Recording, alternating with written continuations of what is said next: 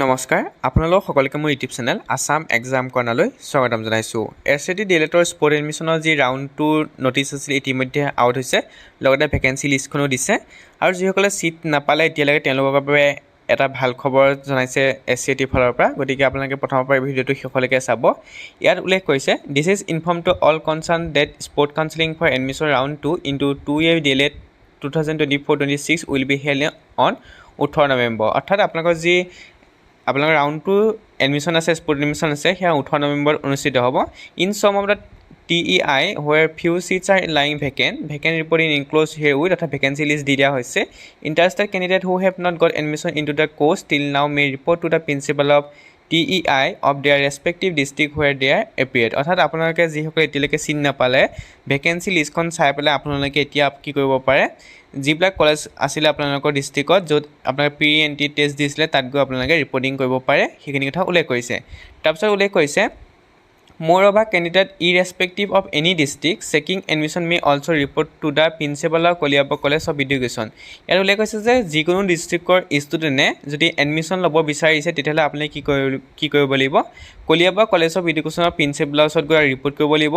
De are to submit the filled of registration form along with the admit card of pre entry test and the self attach photocopy of relevant document mention in the information বক্সাৰ। অৰ্থাৎ আপোনালোকে যদি seat এতিয়ালৈকে পোৱা নাই তেতিয়াহ'লে আপুনি কি কৰিব, যিকোনো ডিষ্ট্ৰিক্টৰ কেণ্ডিডেটে কি কৰিব পাৰিব, এতিয়া যিখন Kaliabor college of teacher education আছে তাত গৈ আপোনালোকে ৰিপৰ্টিং কৰিবগৈ লাগিব। তাত গৈ আপোনালোকে এই ফৰ্মখন ফিল আপ কৰি জমা দিবগৈ লাগিব।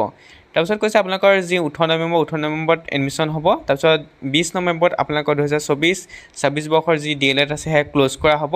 18 নৱেম্বৰ ৰাতিপুৱা 9:30 পৰা 11:30 বজাত আপোনালোকে ৰিপৰ্টিং কৰিব লাগিব আৰু এডমিশ্যন টাইম 1টাৰ পৰা 5টা বজাৰ ভিতৰত। যিসকলে এডমিশ্যন ল'ব বিচাৰিছে এইখন ফৰ্ম আপোনালোকে চাই ল'ব পাৰে।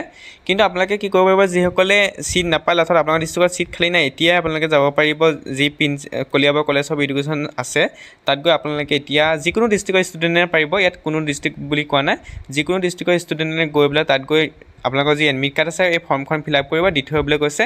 আপোনালোকৰ যিখন কলিয়াবৰ টিচাৰ এডুকেশ্যন আছে তাত গৈ আপোনালোকে ফৰ্মখন দি থৈ আহিব। এইখন ভেকেঞ্চি লিষ্ট আপোনালোকে চাই ল'ব পাৰে। প্ৰত্যেকটো ডিষ্ট্ৰিক্টৰ প্ৰত্যেকখন কলেজৰ ভেকেঞ্চি লিষ্টখন দি দিয়া হৈছে। কিন্তু চিট নোপোৱাসকলৰ কাৰণে সেইটো এটা বহুত ভাল খবৰ। যিসকলে এতিয়াও চিট পোৱা নাই বা আপোনাৰ ডিষ্ট্ৰিক্টত যি চিট নায়েই একেবাৰে খালী হৈ গ'ল, আপুনি তথাপিও পঢ়িব বিচাৰিছে ডিএলএড বেলেগ ডিষ্ট্ৰিক্টত, তেতিয়াহ'লে আপুনি যিখন ফৰ্ম দিছে সেই ফৰ্মখন ফিল আপ কৰি কলিয়াবৰ টিচাৰ এডুকেশ্যন কলেজখনত গৈ পেলাই আপোনালোকে ফৰ্মখন ফিল আপ কৰি লগতে ডকুমেণ্ট যিখিনি বিচাৰিছে সেই ডকুমেণ্টখিনি লৈ পেলাই আপুনি 18 তাৰিখৰ আগত দি থৈ আহিব। যিহেতু 18 তাৰিখে যিটো এডমিশ্যন আছে গতিকে তাৰ আগতে আপোনালোকে দি থৈ আহিব। কিন্তু বাকীবিলাক যিবিলাক ডিষ্ট্ৰিক্টত আপোনালোকৰ চিট খালী আছে সেইবিলাকত কিন্তু আপোনালোকে 18 তাৰিখে গ'লেই হ'ব। যিবিলাক ডিষ্ট্ৰিক্টত আপোনাৰ ধৰি লওক চিট ৰিজাৰ্ভ কেটেগৰী খালী আছে বা আপোনাৰ কেটেগৰীটো খালী আছে সেইকেইটা ডিষ্ট্ৰিক্টত আপোনালোকে 18 তাৰিখে গ'লেই হ'ল।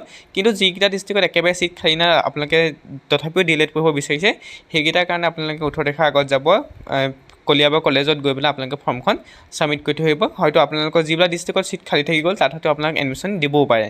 আপোনালোকৰ দেখিছে কামৰূপ ডিষ্ট্ৰিক্টত বকো যিখন কলেজ অফ এডুকেশ্যন আছে তাত চিট বহুতকেইটা খালী থাকি গ'ল। গতিকে আপোনালোকৰ হয়তো তেনেকৈ বাছি পেলাই বেলেগ ডিষ্ট্ৰিক্টত হয়তো ডিএলএড পঢ়িবৰ কাৰণে হয়তো আপোনালোকক চিট দিব পাৰে। গতিকে আপোনালোকে তাত গৈ ছাবমিট কৰিব পাৰে। আৰু যিসকলৰ ডিষ্ট্ৰিক্টত নিজৰ চিট খালী আছে তেওঁলোকে 18 তাৰিখে ৰিপৰ্টিং কৰিলেই হ'ল। যিখিনি ডকুমেণ্ট দিছে সেইখিনি ৰাতিপুৱা গৈ পেলাই 18 তাৰিখে ৰিপৰ্টিং কৰিব, 1টা বজাত এডমিশ্যন হ'ব আৰু 20 তাৰিখে আপোনালোকৰ এই 2024-26 বৰ্ষৰ যি ডিএলএড আছে সেইটো প্ৰচেছটো ক্ল'জ কৰি দিয়া হ'ব।